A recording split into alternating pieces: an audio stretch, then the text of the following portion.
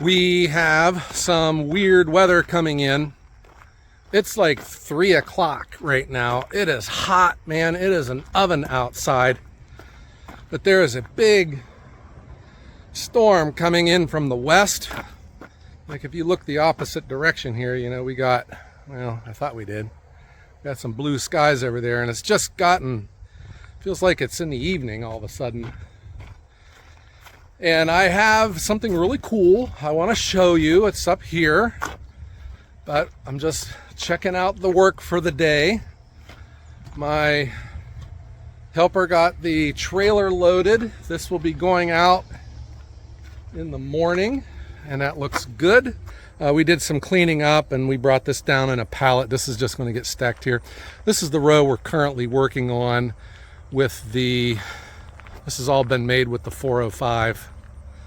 Good looking stuff. I might have a slight history of complaining about the weather, but the heat is no joke. You know, it's not safe to work in this heat, and we're in the 90s, high humidity. And the moment you step out into it, you know, you're right in the middle of it. Okay, but here we are. This is the project that we're dealing with. This is the Hakkipilke Falcon 37. I do not own this. This is not even mine, but I'm allowed to show it. So I thought, what the heck, let's do it. This is from Firewood Automation. They're in Wisconsin. He is, amongst other things, I think he sells trailers and other stuff. He sells Hakkipilke. So let's talk about Hakkipilke. If you recall my Japa, the 405, okay? The parent company of there are 3 companies, Hakkipilke, Japa, and then the third one is Palax. Okay, those 3 companies are owned by a parent company called TP Silva. These are all Finnish brands, and TP Silva owns all 3 of them. So Lowry, my contact with Japa, took that big promotion now. He's the big cheese, huh? So he is over all of these, and he was encouraging me to show this. But when Don Liebert was down here for the International Firewood Expo, he had brought one of these down, and he says, Joe, what if I leave this with you at your wood yard, and come fall time when I'm on my way back for the Paul Bunyan show, I'll come get it. I go, yeah, Don, let's do it. He says, and oh, by the way, you're free to use it. So I can't beat that, right? But this is really a very similar machine to the Japa 365. What it does not have, though, is a hydraulically adjustable knife. This is manual, but it's a max 14-inch diameter, but the bar and chain is 16-inch. It's a 325 pitch and an 058 gauge, but the final cutting distance is like 14 point something. But the max log is 14-inch. The way that these machines were explained to me, of the 3, Palax, now you think worldwide here, okay? Because clearly Japa is the most popular in the States. But Palax is like the top of the line for the 3. I'm probably going to get yelled at for saying this. Commercial grade. They consider that more commercial grade than the Japa. And then the Hakkipilke it's like one of the, I think it sells way more than the Japa worldwide. It doesn't have that big of a footprint in the United States, but worldwide, Japa is at the bottom of the 3 machines for units sold. Hakkipilke is a big deal. It's an internationally respected name, and these things are pretty stout, and they're very well engineered. They're fast, they're durable, and they've been around for a long time. And like most of your European machines, it did not come with a gasoline or a diesel engine. It was PTO power or electric. And you know how it is here in the States. If you want it to be sold, you put an engine on it. So they finally put one on this. This is a Kohler 26.5 horsepower. And it's got the external tank, and I just came into town with this. goes back into there and fastens, but I just left it out just to make sure everything runs. I don't have any experience with this. I did start it up. I have yet to run a log with it. All of the sawdust that you see here is left over from the International Firewood Expo. And I got my tractor out and I just put on some skinny logs. Come around to this side. So I'm just going to run the 4-way. I'll probably just split these first 2 in half and then we'll do the 4-way on these. These are all maple.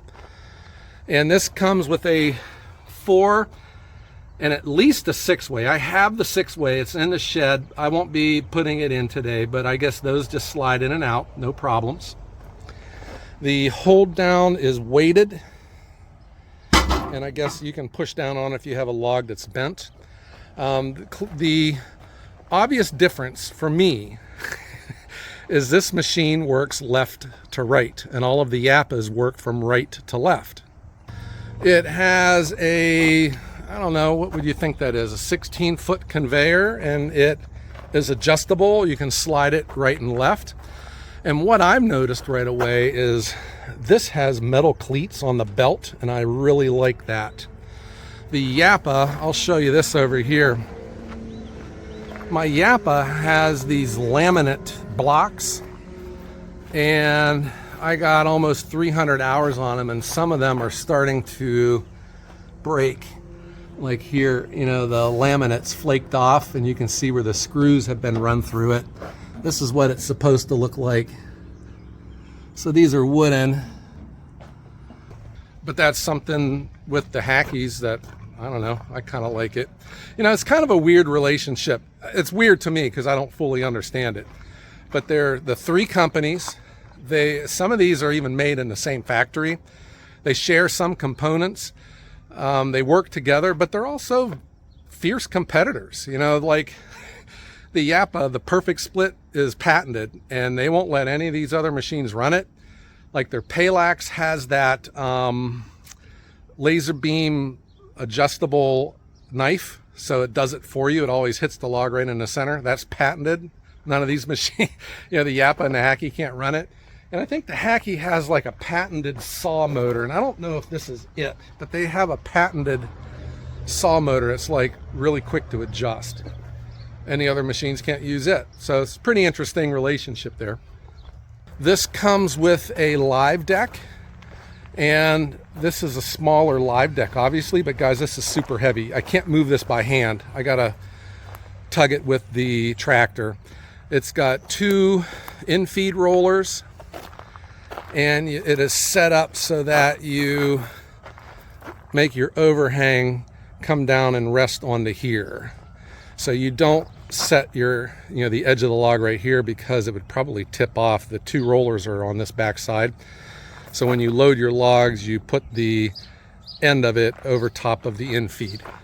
So how about this? How about before the rain starts coming in, let's run some logs. And remember, I have not run this machine yet, and I think the challenge for me will be using the opposite hand with this joystick. Because I'm used to using my right with the 405, and now we're working the opposite direction, so I might feel a little weird. But while we're looking at it, let's look at our controls. So this works with that auto split. You cut, and when you're done cutting, you push up, and that engages the ram. The splitter comes out, and then you can in-feed the next log. The in-feed is hydraulic, so you can work it forward or backwards. This is to control the speed of your conveyor. This is the throttle for the engine. This is the starter. And this is to control the live deck. And this is to manually override the splitter. So if you've got your last piece you throw in there, you can hit that and it'll split it. This is the bar and chain oil. I got a whole year's supply of that here. This is the positive stop, where you determine the length of your cut, and that can be adjusted. The sawdust chute goes out the back. I have that lid sitting back there to catch it. And from there, it looks like, I don't know, it looks like something I should be used to running. And let's give it a go. And these machines are also super safe. They only work when the lid is down. when you raise the lid, it cuts the hydraulic to the saw and the splitter. But you can still run the in-feed belt though. Okay, so this is what we're looking at here.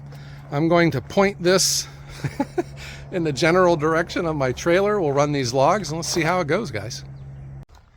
And it is like super duper calm right now. It's like, you know, the calm before the storm. Let's get this job done.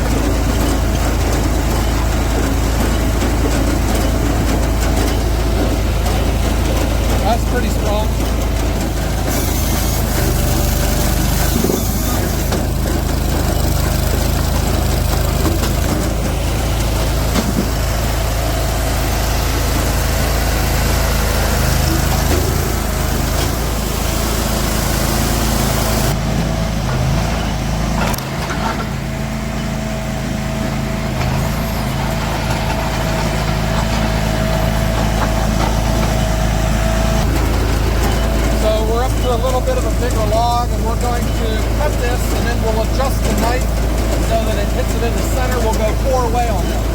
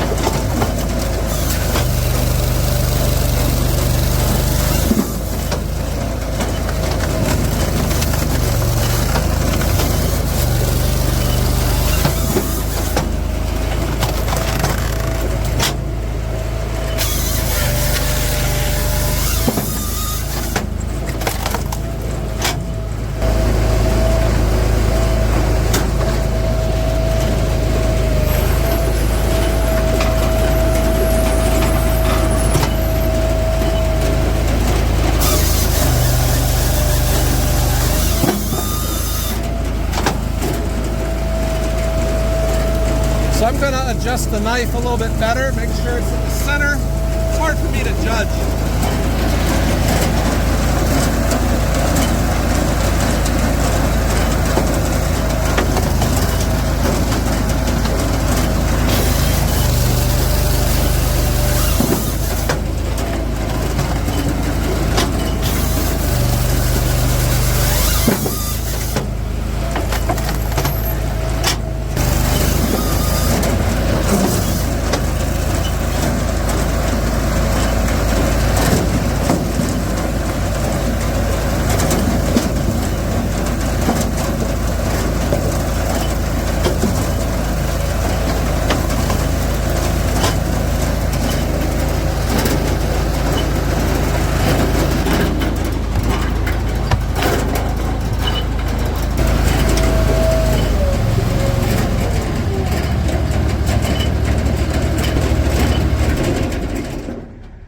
Okay, so that was a short 4-ish logs.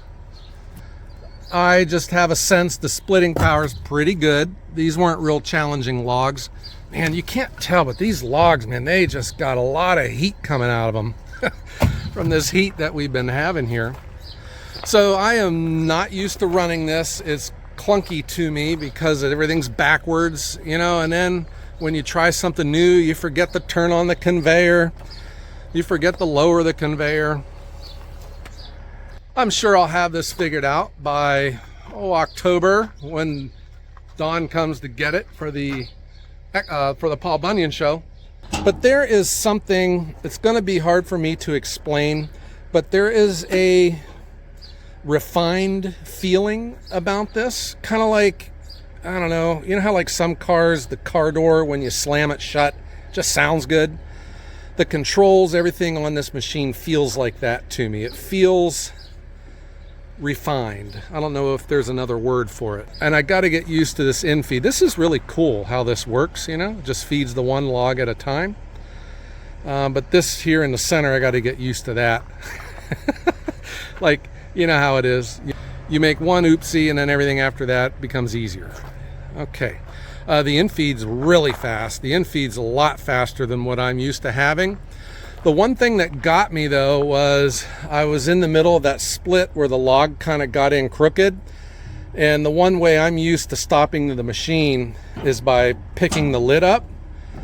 But when I went to shut the lid, it just engaged the ram again. I think that the ram should not engage until after you shut the hood, and then you come over here and hit it with this. But this one obviously didn't. That's where I was having some surprise there. I was trying to get that log to go through right, and every time I went to shut the hood, the ram kept pushing it forward. But that's just, you know, you just got to get used to stuff. All right, so there you go. The Hakkipilke Falcon 37. Made in Finland, imported into Wisconsin by Firewood Automation.